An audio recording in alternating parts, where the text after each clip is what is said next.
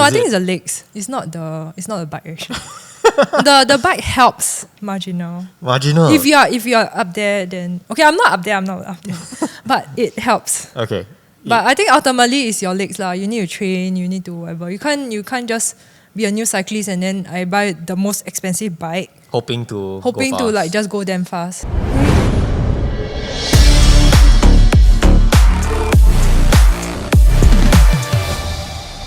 Welcome back, everyone. I'm here with Sarah. Sarah, thank you for coming onto my show. I know that this took quite a long time, but thank you again for coming. No problem. Again, everyone's been saying that my videos are taking too long, so I'll make it snappy for all of you, and I'll do the introduction this time.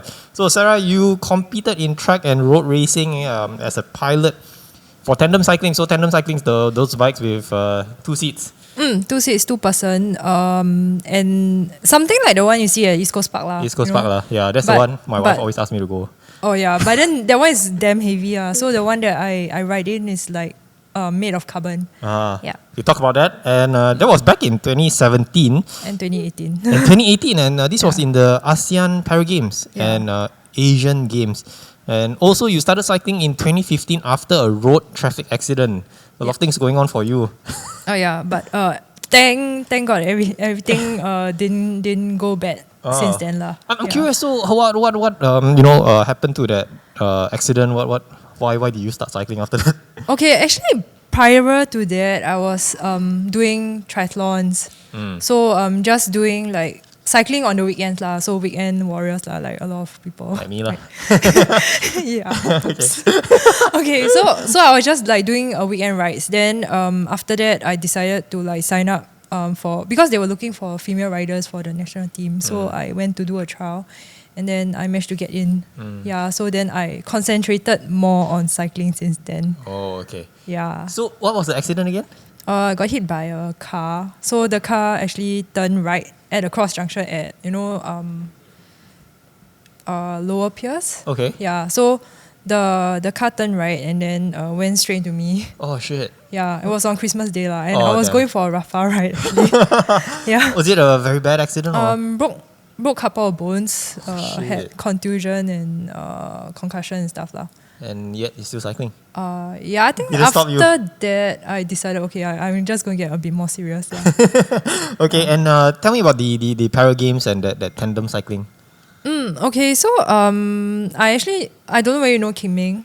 Yes. Yeah, so he actually put me into like paracycling, and then I thought that, okay, I mean, it looks interesting, and I think at that time cycling wasn't like a really, really big thing yet, right? Because prior to COVID, like nobody was really cycling, and then I thought, okay, because this looks cool, 2 person on a bike and all that. So basically, I'm the front, and then the person in the back can't see see your shit. Yeah. So, we're just looking at his back lah.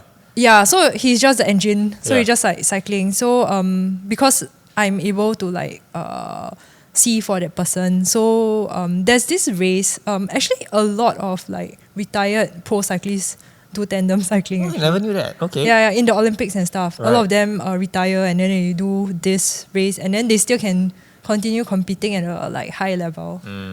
Yeah, so I decided to do that, and then we actually traveled up to Malaysia because Malaysia already pioneered like tandem cycling, and then they wanted to go into like Asian Games and stuff. So we learned, we picked up track cycling and all that under them. And then we competed lah, and then we won quite a few medals. Track cycling on a tandem bike. Yeah. It must be quite hard, right? In terms of balancing and stuff, like you guys must be very in sync.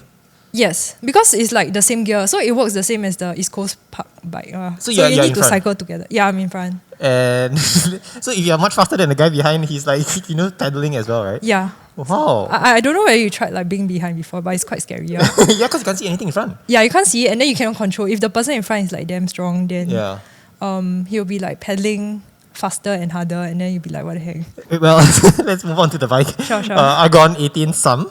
Yeah. This might be the first Argon 18 that I've got on, and very interesting parts. So these are parts that I generally have very expensive bikes, the same old stuff like Vero pedals, but you've got a Magine power meter. Maybe we'll talk about that later. If you want to do the honors of introducing your bike to us. Okay, this is Argon Sum, And then I got it last November 2023. So this is the 2023 version. Yeah, and then I got it from Bicycle. Yeah, and then what else? Okay, so basically this is my first ever disc brake bike lah. Previously I was all on clinchers and rim brakes. Yeah, so this is my fifth bike, and then I decided to because everybody's doing disc brake already, so it's time for me to move on. Peer pressure. Peer pressure. Yeah, I got pressure at all ends lah, you know. Yeah, then they also told me that because compared to a rim brake, right, this one will brake better. And it's true lah. It is true. It is true. At the sacrifice of weight. Yeah, but okay, I mean safety also lah. Yeah. So I can brake at the very last minute, you know, for this bike, and I like this bike a lot because the cornering is much better, smoother, and all that. Yeah, basically it's a race bike, so it's supposedly for crit racing lah. Okay. Yeah. Usually, I would think that crit racing bikes, maybe in comparison, like a specialized alloy sprint. I know that's one is carbon, one is aluminium. They tend to be a bit more stiffer. Is that true, or the geometry is more aggressive? The fact that it's a crit because it's a very short race, right? How do you find the geometry? It's actually quite good. But because this is bike fitted lah by Performance Bike Fitter, so. I prefer mine to be a bit more comfortable, so I actually raised the stack height a bit. Yeah, which we'll get to that part a bit, because when you first roll in the bike, I was like, this bike looks a bit small. You've got a very high saddle height, and then you're trying to push everything upwards. Wouldn't you have gone for a bigger frame? Maybe if you want to comment on that. No, okay, so my previous bikes, my Look and my Fuji was quite big. So I don't like the reach. So, I mean, yes, I can go lower, but it affects my back and stuff. So I rather a smaller bike, then I go more compact. Yeah, I heard you were speaking to Gary, you are also a physiotherapist. Yeah, I'm a physio as well. Oh, so you are the perfect, you know everything about your bike in and out and how you should be fitted. Yeah, I mean, I'm more sensitive to bike fitting. I can tell okay, if the bike is smaller, or if the bike is lower, it's going to affect my back in long term or something like that. Yeah. So what's the key thing when doing, for people who are looking to get into more aggressive position, or even buying their first bike or going for a bike fit? What should they, just focus on? Like what you say, Law, I think the goal of getting the bike, what you want to get a bike for? If you want to get a bike for market rides or something, then you just get a more comfortable bike lah. But then if you want a bike for racing, and then if you're very wealthy, you can get more bikes. Right? Yeah. One bike for market rides, then another bike maybe ride with your friend, then another bike for racing. Yeah. If you are rich, but I'm not. So I only got one bike. Yeah. Okay, I actually have a spare bike but that's a rim brake bike. So that one is really, if this one is sent for servicing and all that, I can still use that one. That's my Fuji bike. Oh, that's the previous racing bike that you had. Yeah. What are the previous bikes that you've owned? Okay, so previously I have a Fuji Atamara, but that one is really, really old. It's 2012 version. Yeah, but it was passed to me. Okay. Yeah, and then before that was a Look. So you also ride a Look, right? Yes. Yeah, Look 765. I've been riding that for 5 years plus. Okay. Then it kind of gave way. It gave way? Yeah, there was a few cracks. Then the crank also broke. Oh, then I couldn't find a replacement, so I just sold the frame away. Too bad. But it was my favorite because it's a climbing bike, and then it's very comfortable. But it was a bit too big. So when I was riding, I was stretching in front a lot. Yeah. So those were the bikes. And then I had Cervelo, which was second hand. My first two bikes Cervelo and Cervelo R5, I think 2012 or 2011. And one second hand, it also cracked. Okay. Yeah, the hanger cracked. So, and then my first one was the one involved in the bike crash. Right. My Polygon, $1,000. Okay lah, $1,000 a blue bike. So this is you really stepped all the way up. I mean, all the way to this bike. How much does this bike retail? Just out of curiosity. About 8+K. I mean basic lah. Yeah. Without the wheels. For a SRAM Force. Yeah. SRAM Force. Yeah. Is SRAM Force something that you wanted, or you just came with the bike, so you just went for it? Are you Shimano or SRAM? Okay. Are you a Shimano or SRAM person? Previously was all Shimano, so this one took a while to get used to it lah. Yeah. Do you find that it's my personal opinion? I've been on Shimano, and until today I've never own a SRAM group set. Do you find it that it's a bit more squishier, or people always comment that it's slower in shifting compared to Shimano? Can I don't jinx this? Okay, you can. Can I don't jinx this? Because the last time I said something about this, then after that I had to go and send it. Oh, what do you say? What do you say? I said... Now you're making me so curious. Like, what do you say that you jinxed it? No, because somebody also asked me about how this compare to Shimano. So I said it was actually it was no difference lah. It shifts well also. Yeah. Then after that, the next day it went off. Like I couldn't shift properly lah. Then I had to go and send to the shop. So apparently they found out that it's like they had to adjust a bit of the gearing, and then they had to update all the software. Oh, okay. That's not too bad. Unless at least But I don't want to jinx it. Next year I'm racing. Yeah, you're racing next week. What's the NDS, right? Yeah. Wow. Okay. Yeah. So you do a lot of races here. I try to have a few more races. Yeah. Yeah. What's the goal? What are you trying to achieve out of this? Actually, not much. I just like racing lah. Okay. Yeah, but I'm trying to move on to go back to duathlons and triathlons also. Wow. Yeah, because that one you can do more races. Yeah, because for cycling there's only these few races in Singapore lah, and then always the same place. Yeah, unfortunately. I mean, in the past, previously before COVID, they had like different places. The CBD racing, that one was fun, but they haven't brought it back. I don't know why. Maybe it's too expensive. No money. Yeah. Then they had one at Choa Chu Kang. Yeah, Choa Chu Kang racing also not bad. Okay. Yeah. Back to the bike. So we've covered the frame. Maybe then we talk about SRAM force. Are you chain ring size, cassette? Are you very particular about all this or no? No. Whatever I think I get used to it after a while. Okay. So I'm not picky over it lah. Yeah, just like me, man. Whatever that comes, I'll just use it. No, I think it's the legs. It's not the bike actually. the bike helps marginal. Marginal. If you are up there, then okay. I'm not up there. But it helps. Okay. But I think ultimately it's your legs lah. You need to train. You need to whatever. You can't just be a new cyclist and then I buy the most expensive bike, hoping to like just go damn fast. Yeah. But it works a little bit. Yeah, I guess. To a certain extent, and then after that you. But reach you the won't ceiling. be able to feel the difference until you get to a higher level. Yeah. Really, really. How do you train? What's your training schedule like? I do about 2 or 3 intervals per week, and then I do like about 2 or 3 outdoor rides, and then I do gym. Okay. Yeah, Do you have a coach? quite a big gym. Yeah, I have a coach at Performance Bike Fitters. Okay, so they are the primary person who coach you for Yeah, races and I'm doing high altitude training also. Wow. Yeah, Okay. so the one that you breathe in the oxygen mask. Yeah. Okay. And these are the Ascend Polaris 69 wheels. Did I get it right? Yeah. How are they? Very smooth. Smooth. Yeah, I race. This is actually loaned to me by TC Ting Chun.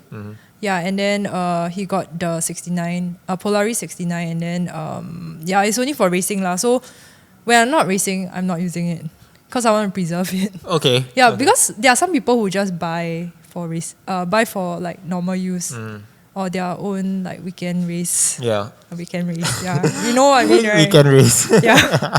Just like me. Yeah. So you have your own training wheels or? Yeah, I have training wheels. My Vision, it came with the bike actually. Okay, how deep are those Visions? I think they are 48. Okay. Yeah, not very deep. But they're decent, right? I mean, you could also use that for racing. Yeah, but it's a bit heavier. Okay, but I thought this would be heavier because it's deeper. Not exactly. This one is way lighter. Really, Okay. way lighter. Those Visions wheels, I think it's good for triathlon use. I mean, it rolls well, but the start-stop is not that good. Okay. Anything else you would like to mention about the wheels? They're just good. I think the acceleration is good. Pretty good. So when I brake suddenly and I want to accelerate again, then it's quite responsive. Right. And these are on the details chat. You want to say something? Oh, because previously I was on MVs. Oh, okay. I'm on NVs. Sorry? I'm on NVs. Okay. Yeah. But the MVs was rim brake lah. So. But I mean that one is like really the highest end for me lah. And then it's quite comparable to that. I've owned, I wouldn't say I've owned is the right term, but I was given a set of Chinese wheels called Tough. Real or tough? No. Hey, anyway, they were given to me, and they was like, okay, try this out. I've got to give it credit that it's light, but the spoke design is basically a campy spoke design. So those 3 spokes. Oh, okay. Yeah. And then I've used it for a race in Malacca. It was okay, but I felt that it couldn't hold speed. Don't know if it's because of, some people commented on my IG when I posted stories like, oh, it cannot hold speed. They say maybe it's too light, or maybe it's not deep enough. But after that, I went back to having tried Chinese-made wheels, and then I went back to my Envy because I had nothing to compare against. I've been using my Envys for so long. Wow, the Envy felt so planted, so smooth. Yeah, I know, right? Yeah, I didn't Envys know. are smooth. Yeah, I didn't know this was a thing. And then after you try something that is not almost half the price cheaper, and then go on back to my Envy, so it's like a Rolls Royce on the road. It's like super smooth. And I also like my Envys because it can be placed on a tandem. So when I was racing my tandem, right, we only had like certain types of wheels that could hold the weight. So I had a pair of Zip. I think it was a 303. You can't use that on a tandem because it's too heavy. So you cannot take the weight. Oh. Yeah, so Envys is one of the more solid kind of wheels that can take like 2 persons weight plus the bike frame. Yeah. I love the wheels, man. Yeah, so good. It's damn good. Not sponsored by Envys. I paid money for those Yeah, Envys. I also paid for it. But why did you buy the Envys? Like people always ask me like, why did you pay so much because for Envys? it was actually for the tandem. Oh, it's for that tandem. So I can use it on my own bike as well. So it's a Right. dual function kind of thing. So do most people on tandem bikes ride Envys?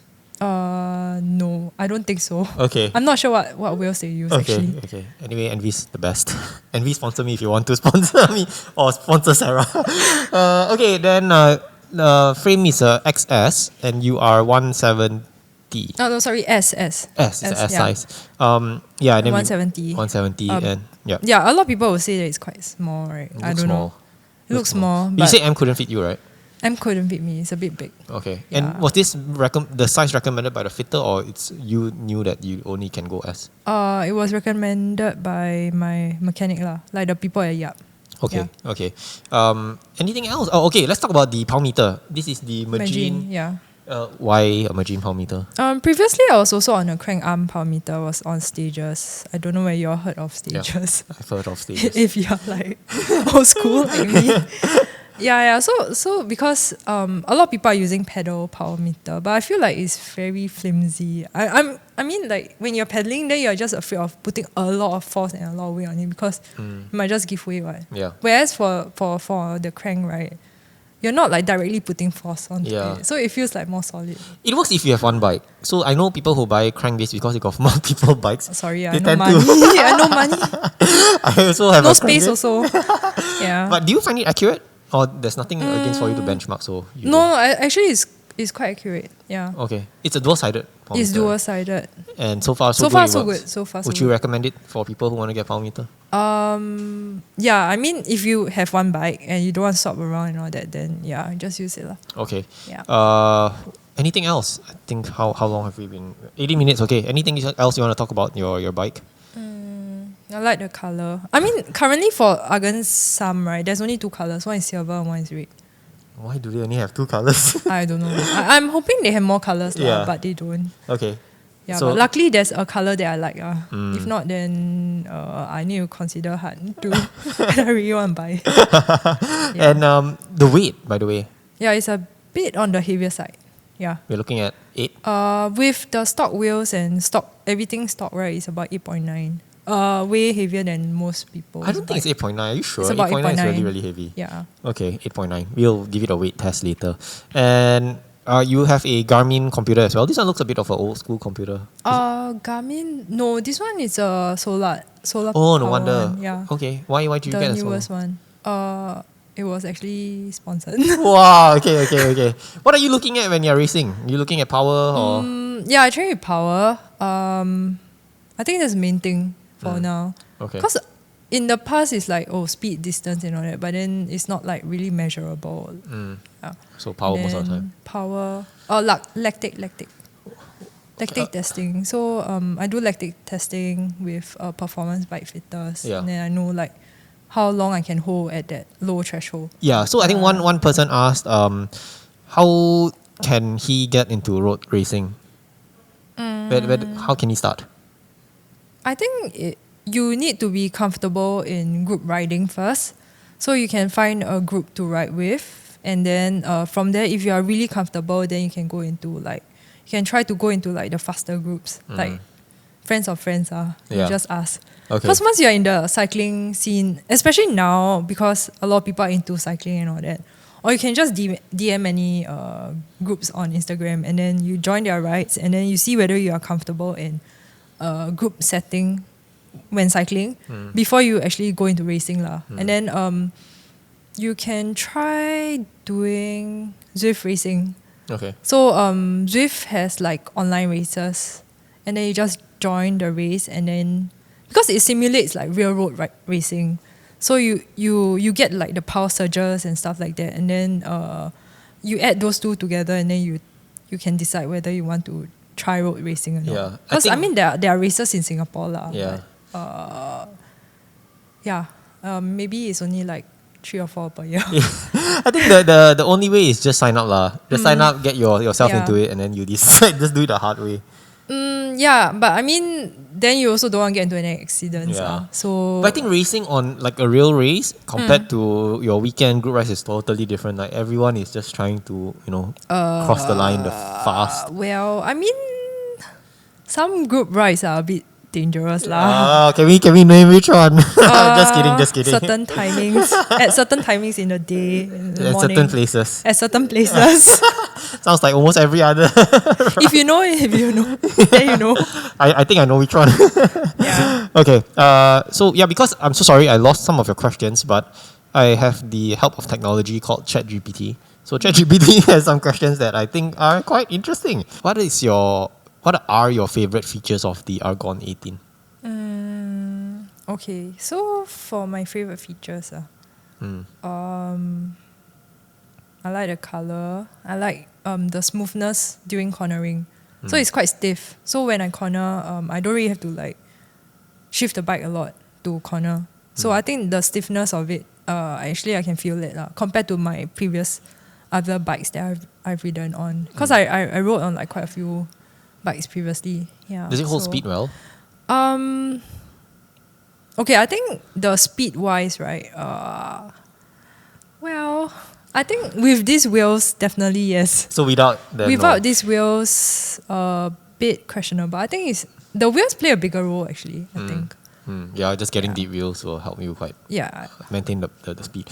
Okay, the next question from ChatGPT is: how comfortable is the bike for long distance riding? I haven't really tried like how long is long? Oh, like my long would be 200. 150, 200. Yeah. Oh, sorry. Yeah, mine is 150. Okay. Okay, 150 wise.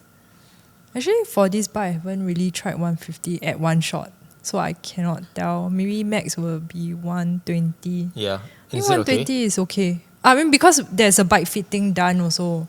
So I think the bike fit plays quite an important role especially for new cyclists. I mean, you might feel like, okay, I'm just going to... Okay, in the past, I was like that I was just like, okay, I'm just going to get a bike and then no bike fit, no nothing. I'll just adjust as per my feel But then...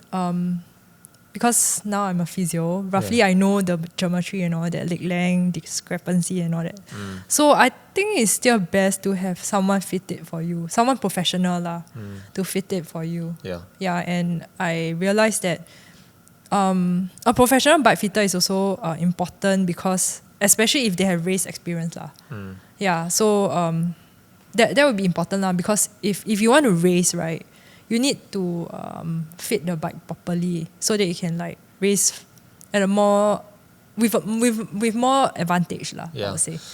So let's got a hypothetical question or maybe even a real case scenario for you, right? So you're a physio, and when was this bike fit that you done? Was it just very recent or? I got it fitted sometime in December last year. Okay, that's quite recent. I mean, knowing that because I got the bike only in November. For previous bikes, were you fitted? Previous bikes, yes. Okay, so I'm assuming you also did a bit of your own adjustments first. Then you only went for the bike fit, or you just went straight to the bike fitter? Okay, my first few bikes, cheap bikes So I did my own fitting. Okay. Then after that, I got into tandem racing and all that. Then I got bike fit by Louis Tim. Yeah. Then after that, I also got bike fit by Martin before on my old bike, my Look. And then for this one, I got it under Performance Bike Fitters lah. So quite a big difference. And also because I think a person's fit change over time. Yes. Based on the number of injuries you have, based on like how aggressive you can be, and also like how tight like certain areas are lah. So if you cycle a lot and then maybe like some areas tight or whatever, then you might not feel very comfortable, and then you might have to like change your fitting lah. So I think that's quite important.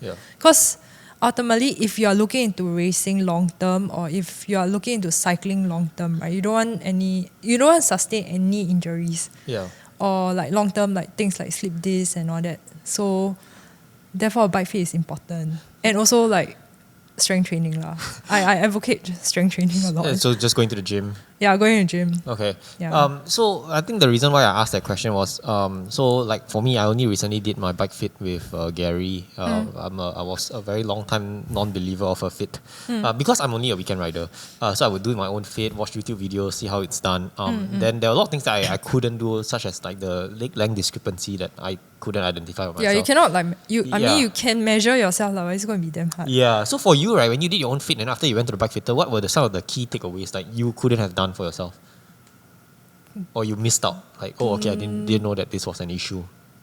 Saddle pressure, I think it's quite important. Like I didn't know that I was sitting more on one side. Is it because of the leg length discrepancy? Yeah, it's partially because of that lah. So I was sitting more on one side, then I was like putting less pressure on the other side. Then therefore it feels like a bit funny lah, a bit funky. But like I just try to ignore it. Okay, but so you knew it was an issue. I knew there was like some funky feeling. Okay. Yeah, when I'm sitting for very long periods lah. So for short rides and all that, it's okay. You don't even have to wear padded short for short rides, right? Yeah. Yeah. So same goes for like bike fit lah. For short rides, it's okay. But if you are going long, like you're going overseas for climbs and all that, then I think it'll be good lah. So how do you solve that for you? How was that solved? They changed the saddle actually, and then we went a lower height. Yeah. What saddle are you running? This is a power, right? Was this the recommended saddle for you? Yes. Okay. I own the saddle. It's actually very comfortable. It is comfortable. It's very wide for me. Like it was chafing my inner thighs because it was so wide. Oh. Yeah. But it works for you. Yeah, it works for me. I mean, because it's a female saddle. So this is the female specific power version. saddle. Yeah. Okay, got it. Yeah. Maybe we end it with the last question. Would you recommend this Argon 18 Sum to people out there who are looking at it, and why or why not? I would recommend if you like red. No lah. I mean this red is damn nice lah. So I think aesthetics is quite important. I mean all the while I wanted a Bianchi actually because I like the colour. But then the price range is a bit higher. But okay, I mean for this is more a racing kind of bike. I think you can ask the shop to actually like raise the height for you and all that if you are like more a weekend rider or kind of. Yeah, and I think for this bike it's recommended because it's a bit responsive lah. So if you're riding a group, your friend search, then if you don't want to get dropped, then I think this one will help. Yeah. I think friends are sometimes your friends will bluff you lah. They say, oh, no drop right? Cafe right? Then suddenly boom. And then the speed, the advertised speed 35, and then it ends up become 40. Yeah, then they're like, what the heck, man? You need to buffer for all of that. Yeah. So I think this mid-range bike is not bad lah, I would say. Will you consider this a mid-range? I think it's quite mid-range compared to a lot of people's bike lah. Yeah. Although this is the most expensive bike that I have. Yeah. My previous bike is damn cheap. But it's an upgrade for you again. Yeah, it's damn long time ago lah. Yeah. Okay, cool. I think we're gonna end it here. Anything else you would like to? Maybe you got some fans who are watching. No. Thanks for watching. Okay, thank you so much, Sarah. Yeah.